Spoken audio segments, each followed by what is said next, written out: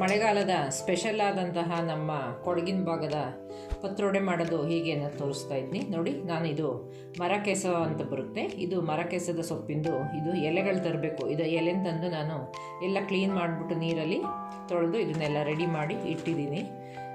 ಇದನ್ನು ನಾವು ಚಿಕ್ಕ ಚಿಕ್ಕದಾಗಿ ಕಟ್ ಮಾಡಬೇಕು. ಸೊಪ್ಪು ಕಟ್ ಮಾಡ್ತೀವಲ್ಲ ಫ್ರೆಂಡ್ಸ್, ಆ ರೀತಿಯಾಗಿ ಮೊದಲು ಇದನ್ನು ಕಟ್ ಮಾಡಿ ಇಟ್ಕೋಬೇಕು. ಇದಕ್ಕೆ ನಂತರ ನೋಡಿ, ನಾನು ಅಕ್ಕಿನ ನೆನೆಸ್ಬಿಟ್ಟು ನಾನು ಒಂದು ಪಾವು ಅಕ್ಕಿನ ನೆನೆಸ್ಬಿಟ್ಟು ನೀರಲ್ಲಿ ಸೋರಿಸಿ ತೆಗೆದಿಟ್ಟಿದ್ದೀನಿ ಮೊದಲು. ನಂತರ ನೋಡಿ, ಇದಕ್ಕೆ ರುಬ್ಲಿಕ್ಕೆ ನೋಡಿ ಬ್ಯಾಡಗಿ ಮೆಣಸಿನ್ಕಾಯಿ, ಸಂಬಾರ, ಅದೇ ರೀತಿ ಬೆಳ್ಳುಳ್ಳಿ ಮತ್ತು ಅದೇ ರೀತಿ ಕೊತ್ತಂಬರಿ ಸೊಪ್ಪು, ಜೀರಿಗೆ ಮತ್ತು ನಾನು ಫ್ಲೇವರ್ ಚೆನ್ನಾಗಿರುತ್ತೆ ಅಂದ್ಬಿಟ್ಟು ಚಕ್ಕೆ ಮತ್ತು ಒಂದೆರಡು ಲವಂಗನೂ ಹಾಕ್ತಾಯಿದ್ದೀನಿ. ಇವನ್ನೆಲ್ಲವನ್ನು ನಾವು ಮೊದಲು ಸ್ವಲ್ಪ ಬಿಸಿ ಮಾಡ್ಕೋಬೇಕು. ಮೆಣಸಿನ್ಕಾಯಿ ಎಲ್ಲ ಮೆತ್ತಗಿದ್ದರೆ ಮಿಕ್ಸಿಲಿ ನುಣ್ಣಗಾಗಲ್ಲ. ಇವನ್ನೆಲ್ಲ ಸ್ವಲ್ಪ ಎಣ್ಣೆಯನ್ನು ಹಾಕೋದು ಬೇಡ, ಹಾಗೆಯೇ ಡ್ರೈ ಆಗಿ ಸ್ವಲ್ಪ ಬಿಸಿ ಮಾಡೋಣ. ಬಿಸಿ ಮಾಡಿ ಫಸ್ಟು ತರ್ತರಿಯಾಗಿ ಮಸಾಲೆನ ರುಬ್ಬಬೇಕು. ನಂತರ ಅದಕ್ಕೆ ಅಕ್ಕಿನ ಹಾಕಿ ರುಬ್ಬಿ ಮತ್ತು ರುಚಿಗೆ ತಕ್ಕಂತೆ ಉಪ್ಪು ಮತ್ತು ಅದೇ ರೀತಿ ಇದಕ್ಕೆ ಹುಣಸೆ ಹುಳಿ ಹಾಕಬೇಕು ಚೆನ್ನಾಗಿ. ಇದಕ್ಕೆ ನೀವು ಹುಳಿ ಚೆನ್ನಾಗಿ ಹಾಕೋದ್ರಿಂದ ಮತ್ತು ಬಾಯಿ ಕಚ್ಚೋದು ಆ ಥರ ಏನೂ ಆಗಲ್ಲ. ನಾನು ಅದೇ ರೀತಿ ಇದಕ್ಕೆ ಹುಣಸೆ ಹಣ್ಣು ಸಹ ನೆನೆಸೋಕ್ಕೆ ಇಟ್ಟಿದ್ದೀನಿ. ಅಕ್ಕಿ ರುಬ್ಬುವಾಗಲೇ ಹಾಕೋಣ ನೋಡಿ. ಇವನ್ನೆಲ್ಲವನ್ನು ನಾನು ಮೊದಲದಾಗಿ ಸ್ವಲ್ಪ ಬಿಸಿ ಮಾಡ್ತೀನಿ.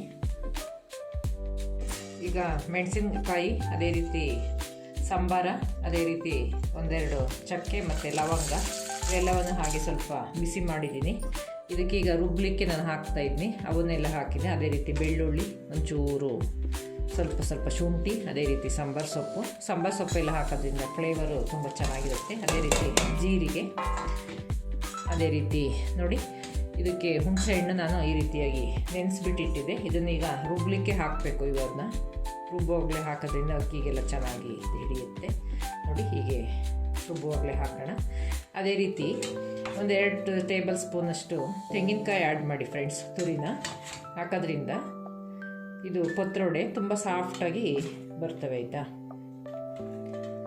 ನೋಡಿ. ಹೀಗೆ ಇವನ್ನೆಲ್ಲವನ್ನು ಈಗ ಮೊದಲನೇದಾಗಿ ಇದಕ್ಕೆ ನಾವು ಮಿಕ್ಸಿಲಿ ಸ್ವಲ್ಪ ನೀರು ಹಾಕ್ಬಿಟ್ಟು ರುಬ್ಬಿ ನಂತರ ಅಕ್ಕಿ ಹಾಕೋಣ ನೋಡಿ ಫ್ರೆಂಡ್ಸ್. ಈ ರೀತಿಯಾಗಿ ಮೊದಲು ಮಸಾಲೆ ಎಲ್ಲ ರುಬ್ಕೋಬೇಕು. ಇದಕ್ಕೆ ನಾವು ಇವಾಗ ನೋಡಿ ಅಕ್ಕಿನ ಸ್ವಲ್ಪನೇ ಹಾಕಿ ನಾವು ಇದು ದೋಸೆಗೆ ಹಿಟ್ಟು ರುಬ್ತೀವಲ್ಲ ಅದಕ್ಕಿಂತ ಸ್ವಲ್ಪ ದಪ್ಪನಾಗಿ ರುಬ್ಬಬೇಕು. ಹೀಗೆ ಜಾಸ್ತಿ ನೀರು ಮಾಡ್ಕೋಬಾರ್ದು, ಸ್ವಲ್ಪ ಗಟ್ಟಿಯಾಗಿ ಇರಲಿ ನೋಡಿ. ಇದಕ್ಕೀಗ ನಾವು ಮಿಕ್ಸಿ ಮಾಡೋಣ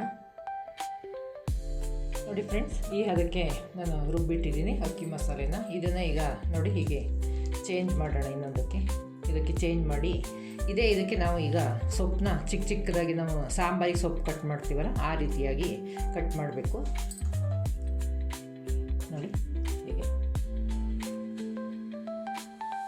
ನೋಡಿ ಫ್ರೆಂಡ್ಸ್, ಅಕ್ಕಿ ಮಸಾಲೆ ಎಲ್ಲ ರುಬ್ಬಿ ನೋಡಿ ಹೀಗೆ ಎಷ್ಟು ಚೆನ್ನಾಗಿ ಕಲರ್ ಬಂದಿದೆ ನೋಡಿ. ಇದಕ್ಕೆ ನಾವು ಈಗ ನೋಡಿ ಈ ಕೆಸುವಿನ ಸೊಪ್ಪನ್ನ ಹೀಗೆ ಕಟ್ ಮಾಡುವ ನೋಡಿ. ಹೀಗೆ ಎಲ್ಲವನ್ನು ಚೆನ್ನಾಗಿ ಮಿಕ್ಸ್ ಮಾಡೋಣ.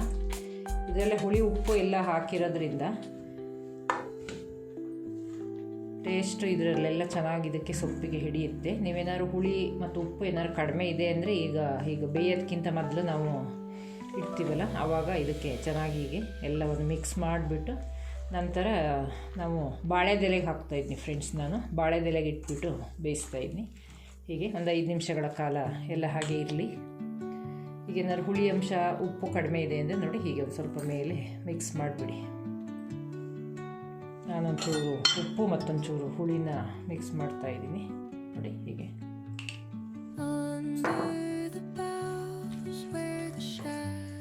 ನೋಡಿ ಹೀಗೆ ಈ ಹದಕ್ಕಿರಬೇಕು ಫ್ರೆಂಡ್ಸ್, ತುಂಬ ತೆಳುವಾಗಬಾರ್ದು ಯಾವಾಗಲೂ ಫ್ರೆಂಡ್ಸ್. ಬಾಳೆದೆಲೆನ ಈ ರೀತಿಯಾಗಿ ಪೀಸ್ ಮಾಡಿ ಇಟ್ಟಿದ್ದೀನಿ. ಅದೇ ರೀತಿ ನೋಡಿ ಕಡುಬು ಬೇಯಿಸ್ತೀವಲ್ಲ ಆ ಪಾತ್ರೆಗೆ ಇದಕ್ಕೆ ನೀರು ಹಾಕಿಬಿಟ್ಟು ಮೇಲೆ ತೆಗೆದಿಟ್ಟಿದ್ದೀನಿ. ಇದು ನೋಡಿ ಅದೇ ರೀತಿ ನೋಡಿ ಇವೆಲ್ಲ ಮಿಕ್ಸ್ ಮಾಡಿದ್ವಲ್ಲ ಇದೆಲ್ಲ ಚೆನ್ನಾಗಿ ಈಗ ಸೊಪ್ಪಿನ ಅಂಶ ಎಲ್ಲ ಸೇರಿ ಗಟ್ಟಿಯಾಗಿದೆ ನೋಡಿ. ಹೀಗೆ ಇದನ್ನು ನಾವು ನಮಗೆ ಯಾವ ಸೈಜಿಗೆ ಬೇಕೋ ಹಾಗೆ ಬಾಳೆದೆಲೆಗೆ ಹೀಗೆ ನೋಡಿ. ಬಾಳೆದೆಲೆ ಸಿಕ್ಕಿಲ್ಲ ಅಂದವ್ರು ಫ್ರೆಂಡ್ಸ್ ಏನು ತಲೆ ಕೆಡಿಸ್ಕೋಬೇಡಿ. ತಟ್ಟೆ ಇಡ್ಲಿ ಮಾಡ್ತೀವಲ್ಲ ಆ ಥರ ಪ್ಲೇಟಿಗೆ ಹಾಕಿಬಿಟ್ಟು ನೀವು ಮಾಮೂಲಿಯಾಗಿ ಬೇಯಿಸಿ ತಟ್ಟೆಗೆ ತುಂಬಿ. ನಾವು ಬಾಳೆದೆಲೆ ಸಿಕ್ಕೋದ್ರಿಂದ ಬಾಳೆದೆಲೆ ಬೇಯಿಸ್ತಾ ಇದ್ವಿ. ಹೀಗೆ ನೋಡಿ ಈ ರೀತಿಯಾಗಿ ನೋಡಿ ಹೀಗೆ ನೋಡಿ ಈ ರೀತಿಯಾಗಿ ಹಾಕಬೇಕು. ಮೊದಲನೇದಾಗಿ ಹೀಗೆ ಈ ರೀತಿ ಹಾಕ್ಬಿಟ್ಟು ನೋಡಿ ಈ ರೀತಿಯಾಗಿ ಹೀಗೆ ಫೋಲ್ಡ್ ಮಾಡಿ ಈ ಕಡೆಯಿಂದ ಏನಾದ್ರು ಬಿಟ್ಟಿದೆ ಅಂದರೆ ಇಲ್ಲೂ ಸ್ವಲ್ಪ ಹೀಗೆ ಫೋಲ್ಡ್ ಮಾಡಿ ನೋಡಿ ಹೀಗೆ ಕಡ್ಡಿನ ಪಾತ್ರೆ ಒಳಕ್ಕೆ ಹೀಗೆ ಈ ಎಲ್ಲವನ್ನು ಇಡ್ತಾ ಬರೋಣ. ಸ್ವಲ್ಪ ಗ್ಯಾಪ್ ಬಿಡಬೇಕು. ಬಾಳೆದೆಲೆಗೆ ಹಾಕಿ ಈ ರೀತಿಯಾಗಿ ಜೋಡಿಸಿ ಇಟ್ಟಿದ್ದೀನಿ. ಇದಕ್ಕೆ ನಾವು ಮೇಲೆ ಮುಚ್ಚಳ ಮುಚ್ಚಿಬಿಟ್ಟು ಅರ್ಧ ಗಂಟೆಗಳ ಕಾಲ ಬೇಯಿಸೋಣ. ಇದು ಕುಕ್ಕರ್ ಏನಿಲ್ಲ, ಹಾಗೆ ಹವೇಲೆ ಬೇಯಿಸೋದು. ಅರ್ಧ ಗಂಟೆಗಳ ಕಾಲ ಬೇಯಿಸೋಣ. ನೋಡಿ ಏನು ಮಸಾಲೆ ಇದ್ರದ್ದೆಲ್ಲ ಘಮ ಘಮ ಅಂತ ಪರಿಮಳ ಬರ್ತಾ ಉಂಟು. ಫ್ರೆಂಡ್ಸ್, ಈಗ ಪತ್ರೊಡೆ ಎಲ್ಲ ಬೆಂದು ರೆಡಿಯಾಗಿದೆ. ಇದಕ್ಕೆ ಈಗ ಮಸಾಲೆಗೆ ನಾನು ಏನೇನು ಬೇಕು ಅನ್ನೋದನ್ನ ರೆಡಿ ಮಾಡ್ತಾಯಿದ್ದೀನಿ. ಒಂದು ಅರ್ಧ ಟೇಬಲ್ ಸ್ಪೂನಷ್ಟು ಎಣ್ಣೆ ಹಾಕ್ತಾಯಿದ್ದೀನಿ ಇವನ್ನೆಲ್ಲ ಫ್ರೈ ಮಾಡೋಕ್ಕೆ. ಮೆಣಸಿನ್ಕಾಯಿ ನೋಡಿ ಹೀಗೆ ಮೆಣಸಿನ್ಕಾಯಿ ಎಲ್ಲ ಸ್ವಲ್ಪ ಮೆತ್ತಗಿದ್ರೆ ಗರಗ್ಲಾಗಲಿ ಅಂದ್ಬಿಟ್ಟು ಸ್ವಲ್ಪ ನಾನು ಮೊದಲೇ ಹಾಕಿದ್ದೀನಿ. ಈಗ ಇದಕ್ಕೆ ನೋಡಿ ಮೆಣಸಿನ್ಕಾಯಿ ಹಾಕಿದ್ವಿ, ಒಂದು ಕಡಲೆಬೇಳೆ 1 ಟೇಬಲ್ ಸ್ಪೂನಷ್ಟು ಹಾಕಿ, ಅದೇ ರೀತಿ ಉದ್ದಿನಬೇಳೆನೂ ಸಹ 1 ಟೇಬಲ್ ಸ್ಪೂನಷ್ಟು ಹಾಕಿ, ಅದೇ ರೀತಿ ಜೀರಿಗೆ ನೋಡಿ 1 ಸ್ಪೂನಷ್ಟು ಜೀರಿಗೆ ಹಾಕಿದರೆ ಸಹ ಫ್ಲೇವರ್ ಚೆನ್ನಾಗಿರುತ್ತೆ. ಇವೆಲ್ಲ ಹೀಗೆ ನೀಟಾಗಿ ಗರಿಗರಿಯ ಫ್ರೈ ಆಗಲಿ. ಹೀಗೆ ಇವೆಲ್ಲ ಸ್ವಲ್ಪ ಮೆತ್ತಗಿರ್ತವೆ, ಹಾಗಾಗಿ ಸ್ವಲ್ಪ ಹೊತ್ತು ಜಾಸ್ತಿ ಫ್ರೈ ಆಗಲಿ.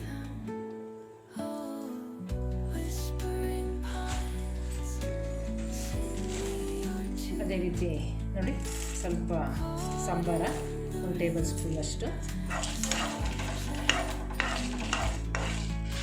ನೋಡಿ ಇವೆಲ್ಲ ಚೆನ್ನಾಗಿ ಫ್ರೈ ಆಗಲಿ. ಅದೇ ರೀತಿ ಸ್ವಲ್ಪ ನೋಡಿ ಈರುಳ್ಳಿ, ಅದೇ ರೀತಿ ಬೆಳ್ಳುಳ್ಳಿ, ಮತ್ತು ಸ್ವಲ್ಪ ಕೊತ್ತಂಬರಿ ಸೊಪ್ಪು ಇವೆಲ್ಲ ಸ್ವಲ್ಪ ಫ್ರೈ ಆಗಲಿ. ನಂತರ ಇದಕ್ಕೆ ಸ್ವಲ್ಪ ತೆಂಗಿನಕಾಯಿ ಆ್ಯಡ್ ಮಾಡಬೇಕು.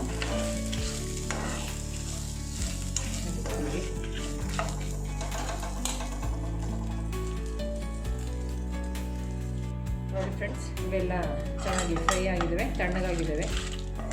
ಈಗ ನಾವು ಒಂದೊಂದಾಗಿ ಮಿಕ್ಸಿ ಜಾರಿಗೆ ಎಲ್ಲವನ್ನು ರುಬ್ಬಲಿಕ್ಕೆ ಹಾಕೋಣ.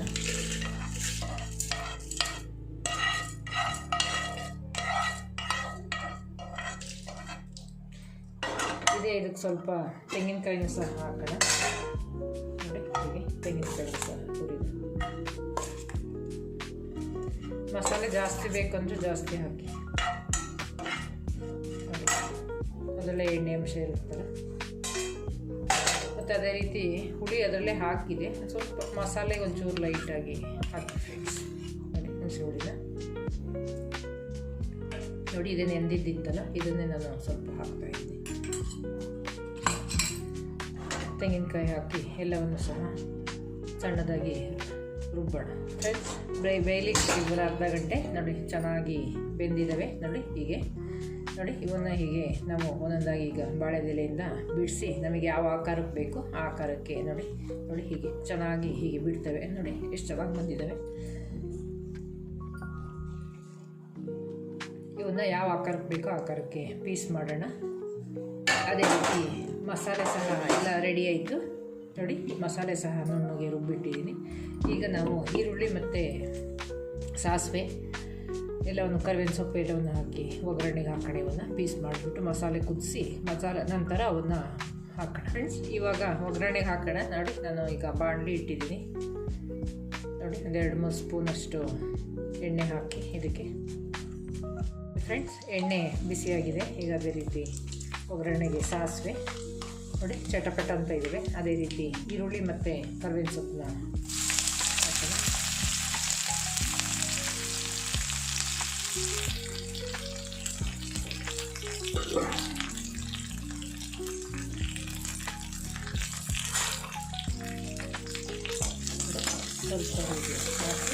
ಸ್ವಲ್ಪ ಮಾಮೂಲಿ ಒಗ್ಗರಣೆ ಕೆಂಪುವಾಗುತ್ತದೆ ಆ ರೀತಿಯಾಗಿ ಆಗಬೇಕು.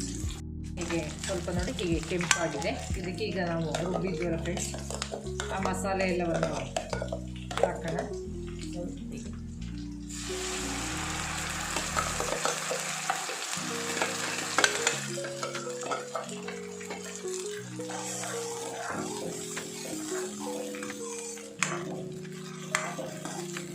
ಅದೇ ರೀತಿ ರುಚಿಗೆ ತಕ್ಕಂತೆ ಉಪ್ಪನ್ನ ಆ್ಯಡ್ ಮಾಡಿ ಫ್ರೆಂಡ್ಸ್. ಅದೇ ಮಿಕ್ಸಿ ಜಾರಿಗೆ ಇನ್ನೊಂದು ಸ್ವಲ್ಪ ನೀರು ಹಾಕ್ಬಿಟ್ಟು ನಾವು ಮಸಾಲೆ ಇನ್ನೊಂದು ಸ್ವಲ್ಪ ನೀರು ಮಾಡೋಣ. ನೋಡಿ ಫ್ರೆಂಡ್ಸ್, ಮಸಾಲೆ ಎಲ್ಲ ಚೆನ್ನಾಗಿ ನೋಡಿ ಹೀಗೆ ಕುದೀತಾ ಇದೆ. ಇದಕ್ಕೆ ಈಗ ನಾವು ಕಟ್ ಮಾಡಿ ಇಟ್ಟಿದ್ವಲ್ಲ ಇವನ್ನ ತೆಗೆದು ಇವನ್ನ ಇದಕ್ಕೆ ಹೀಗೆ ಮಿಕ್ಸ್ ಮಾಡೋಣ. ಹೀಗೆ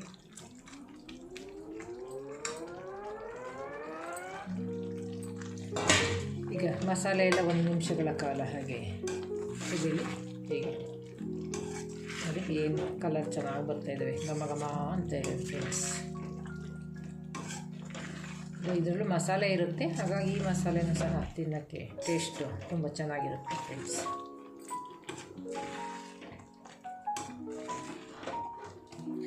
ಒಂದು ನಿಮಿಷಗಳ ಕಾಲ ಕೂತು ಎಲ್ಲ ಚೆನ್ನಾಗಿ ಹಿಡೀಲಿ. ನೋಡಿ ಹೇಗೆ ಬರ್ತಾಯಿದೆ ನೋಡಿ ಫ್ರೆಂಡ್ಸ್, ಎಲ್ಲ ರೆಡಿ ಆಯಿತಾ. ಇದಕ್ಕೆ ಮೇಲೆ ಕೊತ್ತಂಬರಿ ಸೊಪ್ಪನ್ನ ಹೀಗೆ ಚಿಕ್ಕ ಚಿಕ್ಕದಾಗಿ ಕಟ್ ಮಾಡಿ ಹಾಕೋಣ.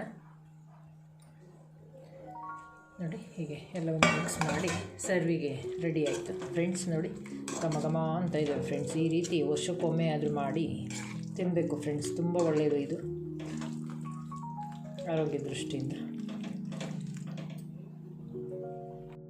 ನೋಡಿ ಫ್ರೆಂಡ್ಸ್, ರುಚಿಯಾದಂತಹ ಮರಕೆಸುವಿನ ಪತ್ರೊಡೆ ರೆಡಿ ಆಯಿತು. ಈ ರೆಸಿಪಿ ಇಷ್ಟ ಆದರೆ ನೀವು ಸಹ ಒಮ್ಮೆ ಟ್ರೈ ಮಾಡಿ ನೋಡಿ. ನಿಮ್ಮ ಅಭಿಪ್ರಾಯ ಹೇಗೆ ಅನ್ನೋದನ್ನ ಕಮೆಂಟ್ ಬಾಕ್ಸಲ್ಲಿ ತಿಳಿಸ್ತಾ ಬನ್ನಿ. ಅದೇ ರೀತಿ ಈ ರೆಸಿಪಿನ ಶೇರ್ ಮಾಡಿ. ಅದೇ ರೀತಿ ನನ್ನ ಚಾನಲ್ಗೆ ಸಬ್ಸ್ಕ್ರೈಬ್ ಮಾಡೋದನ್ನ ಮರಿಬೇಡಿ. Thank you friends.